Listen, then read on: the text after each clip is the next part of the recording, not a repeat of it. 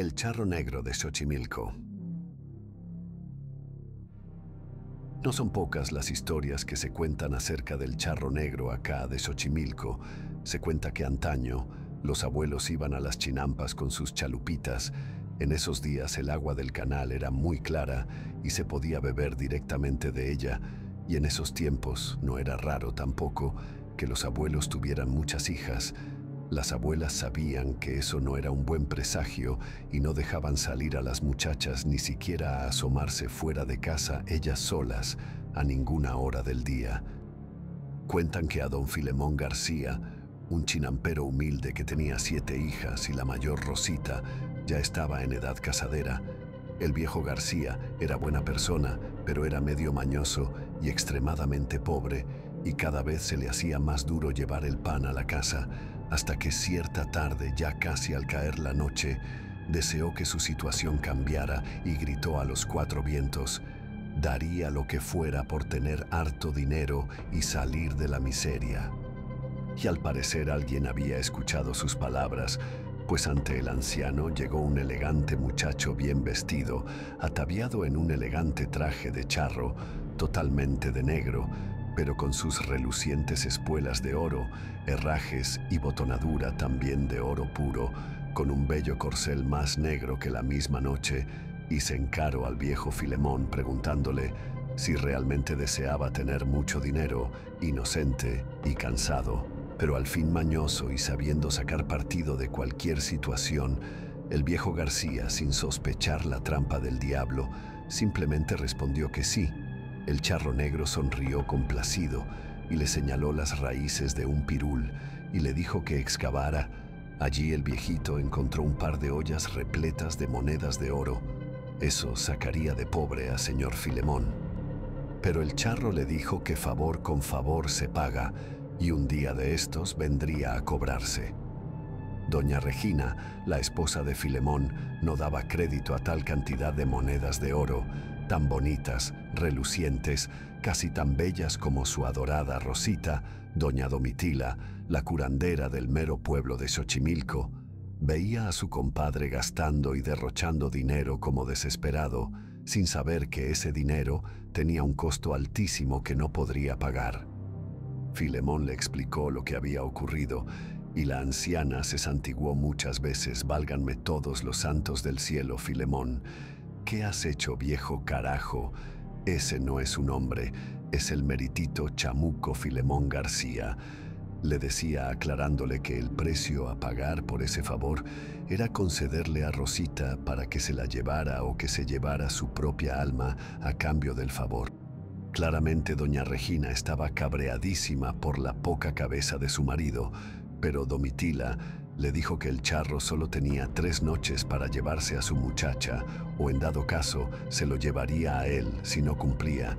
Y así la primera noche llegó el charro puntual a la cita con Filemón, y este muy sagaz le llevó hasta su mesa, invitándolo a beber del mejor mezcal que haya probado. Filemón, siendo muy buen bebedor, sabía que no podía vencer al diablo. Sin embargo, el charro negro aceptó gustoso, diciendo que se lo podía llevar más tarde, pero que primero bebieran hasta saciarse, y mañoso como era el viejito, bromeaba y competía con el diablo, pero solamente lo estaba embriagando, pues Filemón García ni siquiera estaba bebiendo. Cuando se acabó el mezcal, sacó aguardiente y ya entrada la madrugada le ofreció del mejor pulque que hubiese probado jamás. Cuando Satanás se dio cuenta, ya estaba alboreando el día. Muy bien, Filemón, te salvaste, pero mañana sin falta vengo por tu hija o por ti. La noche siguiente, puntual a la cita, apareció de nuevo el caza recompensas del diablo, y sabiendo de su honorable y justa merced, le dijo que le concediera su última cena, y Luzbel accedió a comer con él. Y doña Domitila y doña Regina le prepararon al charro todos los manjares que pudiera probar, pero era demasiada comida. Filemón amablemente le pidió que no le despreciara, que toda esa comida era para ellos. Nuevamente, entre comida, plática y bebida, les amaneció y esta vez el charro respingó: te salvaste nuevamente, Filemón, pero mañana te llevo de una u otra forma. Pero al viejo zorro se le agotaron las ideas, pero a Domitila no. Le dijo que se intercambiara por el Cristo que tenían en la recámara principal y dejarían la figura de yeso con las ropas de Filemón, como fingiendo su propia muerte. Doña Regina, en cambio, atendería al charro, esperando que desistiera de su deseo de llevarse al viejo y se fuera, y Domitila, haciendo un encantamiento, intercambió al Cristo por Filemón, colgándolo en el lugar del santo y dejando al santo en el supuesto lecho de muerte. Y tal como de costumbre, llegó el charro puntual a la cita y encontró solo a Regina vestida de luto. «Vengo por tu esposo, Regina. ¿Dónde está?» La afligida mujer le mostró al Cristo disfrazado de indio, y Satanás notó que lo querían burlar. «Si no me das a tu marido, me llevaré a Rosita». Regina le decía que si era su marido, que se había muerto de la impresión, pero el charro no tenía un pelo de tonto, hasta que la señora Regina, suplicante, le pidió que se la llevara a ella. Pero el diablo se negó: «O tu esposo, o tu hija». Y al ver el engreimiento de Filemón, le dijo la mujer al charro que qué quería entonces a cambio de dejar a su hija. «Quiero el Cristo de la pared», sin darse cuenta Regina que el charro ya sabía que el Cristo era realmente Filemón García, y de todas formas se lo llevó. La historia fue real y todavía se cuenta en los embarcaderos de Xochimilco. El charro negro de los embarcaderos. Leyendas acerca del infame y diabólico charro negro se cuentan por cientos, pero probablemente las más aterradoras son aquellas que están basadas en hechos reales, historias que tuvieron testigos y que no solamente pasaron en épocas lejanas como la Revolución, sino en días recientes como hace algunos años Reinaldo Rangel, apodado simplemente como el Rey. Era uno de los peores malandros de quien se haya tenido noticia en las zonas de embarcaderos, el muy maldito ladrón, vicioso y asesino que buscaba el dinero fácil sin importar el dolor que pudiera causarle a otras personas. Este desalmado se dedicaba a asaltar a los turistas que se apartaban de sus grupos o quienes osaban deambular solos por los canales. Sus operaciones abarcaban los embarcaderos desde Nativitas, Nuevo Nativitas, Caltongo, Belém y Belém de las Flores, Cuemanco, y Fernando Celada hasta los de Salitre y Zacapa. Conocía todas las rutas y canales, lo que le facilitaba perderse de la policía y, claro, de quienes robaba para, cuando menos lo esperaban, saltarles encima y despojarlos de sus pertenencias y, en ocasiones, manosear a las muchachas que con ellos iban. La vida del Rey estaba resuelta. Según él, era tan astuto y escurridizo que ni el mismo diablo sería capaz de atraparlo. Pero bien dicen que más pronto cae un hablador que un cojo, y lo más importante, nunca se debe mencionar el nombre de Satanás a la ligera, sobre todo cuando se tiene mucha cola que le pisen. Mienta un dicho muy conocido en muchas partes de México, que la bendición de una madre puede abrir las mismas puertas del cielo y librar de la desgracia al hijo bien amado, pero en cambio la maldición de una madre pueden desatar el mismo infierno en la tierra, trayendo consigo la condena a quien ose lastimar a quien una madre dolida ha amado. Y el Rey lo comprobó en carne propia de la peor manera. Fue a principios de noviembre, cuando el embarcadero de Cuemanco se engalana para dar paso a la representación de La Llorona, que es el evento teatral tradicional por excelencia en vísperas del Día de Muertos, y se ha hecho tan famoso que atrae a muchos turistas nacionales y extranjeros, y a la cual asiste mucha gente cada año. Atraída por ese mítico personaje, el caso es que el Rey le había echado el ojo a una familia donde venían puras mujeres y un niño como de 9 años, ya ebrio y bajo los efectos de sustancias, y aprovechando el sonido de los altavoces y la oscuridad, el maleante saltó a la trajinera y forcejeó con las damas que, al oponer resistencia, hicieron que el malhechor blandiera un gran cuchillo, hiriendo de muerte al chiquillo. La abuela, que sostenía al pequeño en brazos, notaba cómo se le escapaba la vida, y ante el último aliento del niño soltó esa terrible maldición mirando directamente a los ojos de Reinaldo. Maldito seas de Dios y ojalá que te lleve el diablo. Maldito 1000 veces hijo de puerca seas. En esos lugares y en esas fechas no hay lugar para casualidades. Cosas realmente aterradoras suceden en Xochimilco en vísperas de los fieles difuntos, a pesar del accionar de emergencias. Nada podían hacer por el niño. La abuela estaba devastada, pero su mirada reflejaba un odio y una impotencia pocas veces vista en este mundo, y sus palabras hicieron eco en las abismales profundidades de aguas turbias y tenebrosas, y mientras Reinaldo se ocultaba entre las chinampas abandonadas, fuerzas oscuras y un mal ancestral ya le seguían la pista. Y es que el rey no era un vulgar ladrón cualquiera, ni un raterillo o carterista. Era un asesino que ya debía muchas y que la suerte le había alejado siempre de comparecer ante la justicia. Pero, como bien dije, si la justicia divina es terrible, la justicia infernal es contundente, no tiene miramientos y nadie la puede detener. Un grito ensordecedor se dejó escuchar entre el tumulto de la gente que abandonaba ya el lugar al finalizar la representación, y es que todos los presentes pudieron percatarse que del fondo del canal algo emergía.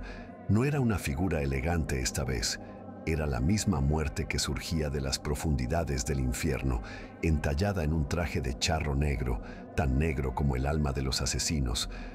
No relucía ni resplandecía, no ostentaba ajuares o abalorios de oro.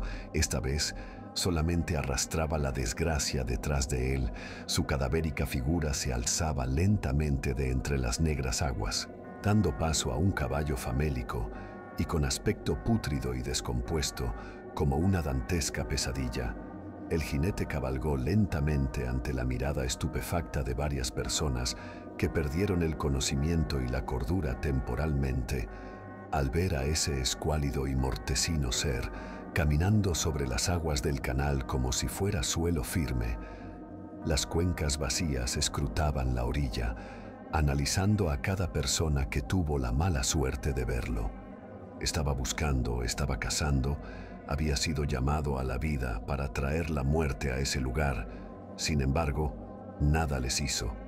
Siguió de largo su camino, como sabiendo que a quien buscaba no estaba presente, y en verdad no hizo daño a nadie de los presentes, pero provocó un terror que nunca en la vida pudieron olvidar y que también muchos, o probablemente todos, prefirieron callar. Reinaldo continuaba oculto, entre tanto. Las autoridades continuaban patrullando los canales. Sentía que ya la había librado, que esa noche todo le había salido de maravilla y que había obtenido un gran botín, que luego cambiaría por alcohol y sustancias para continuar su diversión. Pero algo estaba mal. Las palabras de la afligida abuela, viendo perecer a quien más amaba en el mundo, comenzaron a retumbar como tambores dentro de la cabeza del delincuente.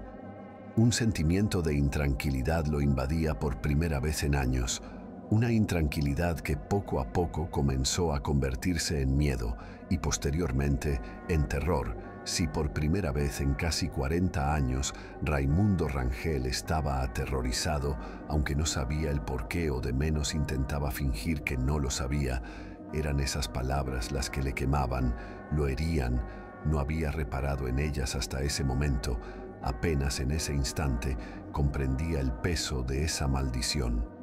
Le había quitado la vida a un inocente, alguien que pudo tener toda una vida por delante sin piedad. Simplemente encajó el cuchillo hasta que no hubo resistencia y eso le estaba carcomiendo por dentro. Por primera vez en muchos años sentía culpa, remordimiento, pero era demasiado tarde. Una figura oscura le pisaba los talones hacía mucho rato e inconsciente de que estaba cerca su final, esperó a que la última patrulla acuática pasara para dirigirse a su inmundo cuchitril. Ni bien salió a tierra firme en Nativitas, todos los perros del barrio comenzaron a ladrar y aullar como poseídos, como presintiendo algo maligno que se acercaba, como presagiando la presencia del mal. El rey, como todo criminal, era cobarde y muy supersticioso. Bastó con esa muestra de que algo no iba bien para que corriera a esconderse a su inmunda guarida, y justo antes de abrir la puerta, una lechuza pasó volando por encima de su cabeza, chillando: «Reitero que las supersticiones son peores cuando tienes mucho que temer y mucha cola que te pisen». Al entrar a duras penas, aterrado a morir, se puso a revolver toda la choza hasta que encontró una vieja pistola que inmediatamente abasteció y cargó. Sacó una botella de aguardiente y se sentó frente a la puerta, como creyendo quizás que podía enfrentarse a lo desconocido. Aquella cosa misteriosa que hacía un rato estaba plantada frente a su puerta en silencio, esperando solamente que diera la medianoche para llevarse su premio.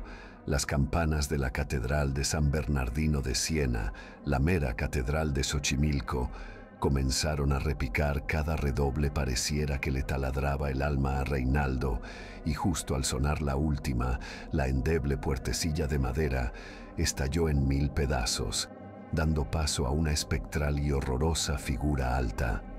Entallada en un deteriorado y putrefacto traje de charro negro, el maleante pegaba unos gritos espantosos que podían escucharse casi hasta Tulyehualco, y luego una serie de disparos se hicieron escuchar. Entre tanto, el espectral cadáver apenas si se movía recibiendo los impactos. Lo que el miserable no sabía es que no se puede matar lo que no puede morir. No se puede detener aquello que no puede ser detenido, y vio finalmente los ojos del demonio cuando vino a buscarle. Aquel engendro infernal no dijo nada, solamente cargó contra el criminal, destrozándolo a golpes, destruyendo de paso la mugrienta y endeble posilga en la que se ocultaba. A pesar de los gritos, los disparos, el ruido tan estridente que provenía de la casa del rey, nadie salió, nadie se asomó. Era verdad, la gente le temía, pero sobre todo lo odiaban, y quien fuera el valiente que le estaba propinando la golpiza de su vida no iba a ser detenido ni juzgado, pensando quizás que se trataba de un simple mortal, pero era la misma muerte, el diablo en persona, que se estaba haciendo cargo de aquel que por años había causado tanto dolor y tanto daño. La gente escuchó ruidos de alguien luchando por intentar respirar. La autopsia revelaría posteriormente el motivo de esos gemidos roncos y ahogados, luchando por conseguir algo de aire, que claramente no iban a poder alcanzar. Como un hilacho, el charro tiró a Reinaldo al piso, para posteriormente atarlo firmemente a la silla de su famélico y cadavérico caballo, pero antes de arrastrarlo, todavía se dio tiempo de darle sendos latigazos en el lomo al malviviente. Ya no era un hombre lo que el charro negro ataba a su fiel corcel. Será una masa deforme, sanguinolenta, carente de todo rasgo que lo hiciera parecer humano. Su cara estaba totalmente hinchada por los golpes, tenía fracturas expuestas y, como mencioné, ya no podía respirar. Una vez atado, el charro azuzó a su caballo para que caminase lentamente por las calles, para dirigirse posteriormente al embarcadero de Tulyehualco. La macabra y silenciosa procesión se veía interrumpida solo por los dificultosos intentos de Reinaldo al querer jalar aire y el aullido lastimero de los perros que veían al engendro del infierno pasar delante de las casas. Luego se dirigió al agua. Cuando el maleante sintió el frío abrazo de las aguas, lloriqueaba e intentaba suplicar por su vida, pero el caballo comenzó a sumergirse dentro del canal y, tal como apareció, se perdió en las negras y tenebrosas aguas de los canales, llevándose consigo el alma maldita de Reinaldo Rangel. Pasó una semana antes de que el cuerpo por sí solo saliera a flote, totalmente deteriorado y con fauna saliéndole por ojos, nariz y boca. La autopsia reveló que al sujeto le aplastaron casi totalmente todos los huesos del cuerpo, especialmente las costillas, la quijada. Por eso, aunque no se lo hubiera llevado el charro, difícilmente habría sobrevivido. En cuanto a las autoridades, se trató de un ajuste de cuentas entre criminales, pero los testigos saben perfectamente lo que sucedió esa víspera del Día de los Fieles Difuntos. El diablo vino a cobrar el alma de un desalmado delincuente que de otra manera aún seguiría causando penas y dolor en este mundo. Las palabras de una madre tienen mucho peso, para bien o para mal, al grado de que, enojadas, son capaces de traer al mundo al mismo diablo en persona.